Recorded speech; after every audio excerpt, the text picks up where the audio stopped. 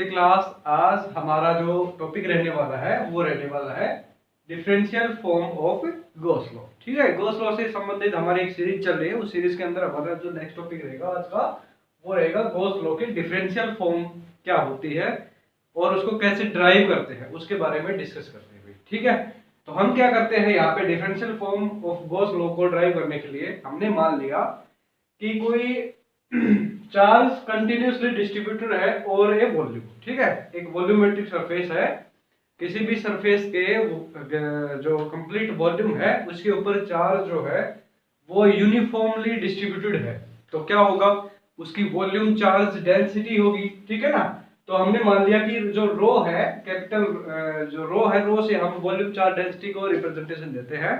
तो हमने मान लिया कि रो है वो है चार्ज डेंसिटी।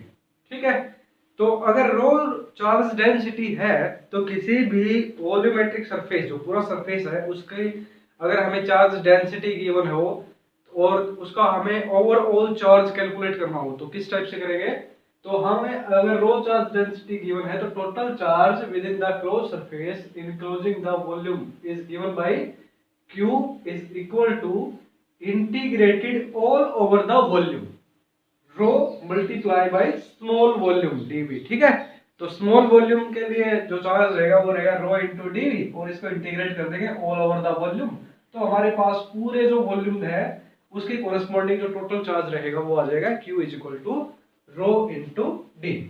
ठीक है, तो ये तो हो गया चार्ज, किसी भी चार्ज सरफेस जो जिसके ऊपर यूनिफॉर्मली चार्ज डिस्ट्रीब्यूटेड है। Okay, according to Gauss law, Gauss law क्या कहता है, the closed integral of E dot ds over the surface, S है ना, तो S के साथ रेस्पेक्ट में कर रहे हैं तो all over the surface that is equal to Q by epsilon naught। Q क्या था, ये charge enclose within the surface. ठीक है, और with in the surface charge enclose कितना है, रो इनटू dV। अब ये वाली वैल्यू उठा करके इक्वेशन सेकंड में पुट कर देते हैं। ठीक है ना, रो इनटू dV है ना, चार्ज इनक्लोज, और यहाँ पे Q क्या होता था, वो होता था charge enclose within the surface. ठीक है, टोटल चार्ज।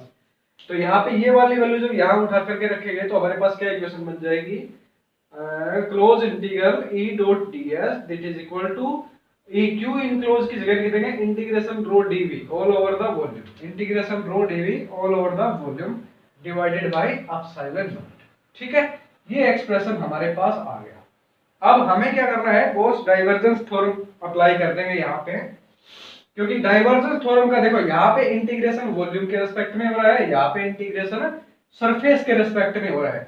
तो कंपैरिजन करने के लिए हम क्या करते हैं, दोनों का इंटीग्रेशन सेम क्वांटिटी के रिस्पेक्ट में करने की कोशिश करेंगे, या तो दोनों सरफेस इंटीग्रल हो जाए या दोनों वॉल्यूम इंटीग्रल हो जाए। ठीक है, हमारे पास जो हमने चार्ज का डिस्ट्रीब्यूशन किया था वो किया था ऑल ओवर द वॉल्यूम।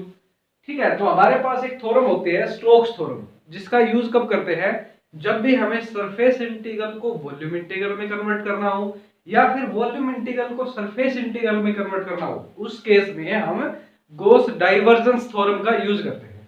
तो गॉस डाइवर्जेंस थ्योरम क्या कहती है कि जब close integral all over the surface E dot ds जो है वो इक्वल रहेगा divergence of E dot dV के बराबर ऑल ओवर द वॉल्यूम।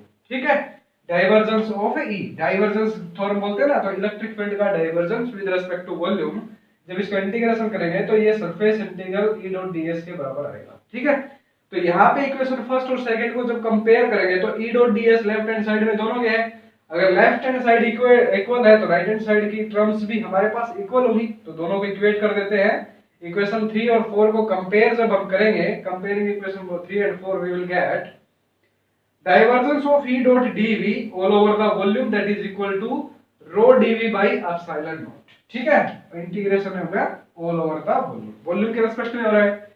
यहाँ पे जब दोनों इक्वेशंस को कंपेयर करेंगे तो देखो ये dV के रिस्पेक्ट में इंटीग्रेशन हो रहा है डेल डॉट E का, ये dV के रिस्पेक्ट में इंटीग्रेशन हो रहा है rho by epsilon naught, तो हम कह सकते हैं del dot E is equal to rho by epsilon naught।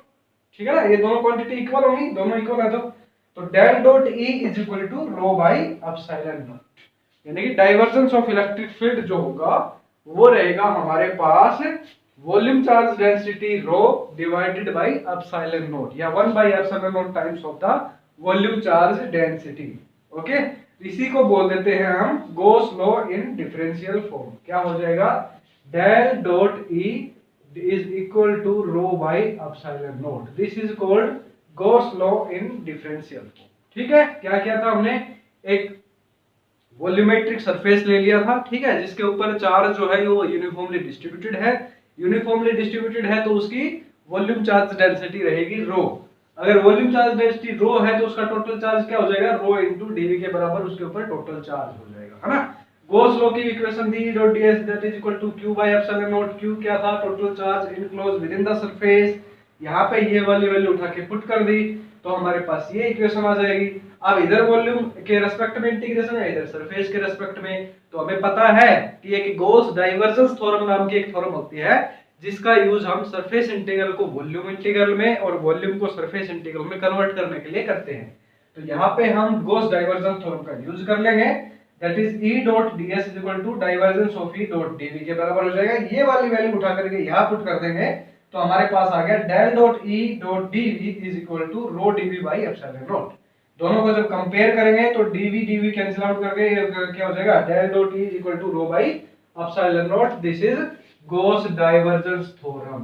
क्या कहते हैं इसको, गॉस डाइवर्जेंस थ्योरम, नहीं क्या बोलते हैं, सॉरी, इसको बोलेंगे differential form of Gauss law, differential form of Gauss law. और ये जो था हमारे पास E dot ds that is equal to q by epsilon naught all over the surface, ये था integral form of Gauss law. ठीक है, गॉस लॉ का ये था इंटीग्रल फॉर्म और ये क्या है, डिफरेंशियल फॉर्म। ये क्या होता है, मैक्सवेल की, हम मैक्सवेल की 4 इक्वेशन पढ़ेंगे, उनमें से ये एक है। इलेक्ट्रोडायनामिक्स के अंदर जब मैक्सवेल को स्टडी करते हैं, मैक्सवेल की इक्वेशन को, तो उनमें से एक ये भी हमारे पास है, मैक्सवेल की इक्वेशन।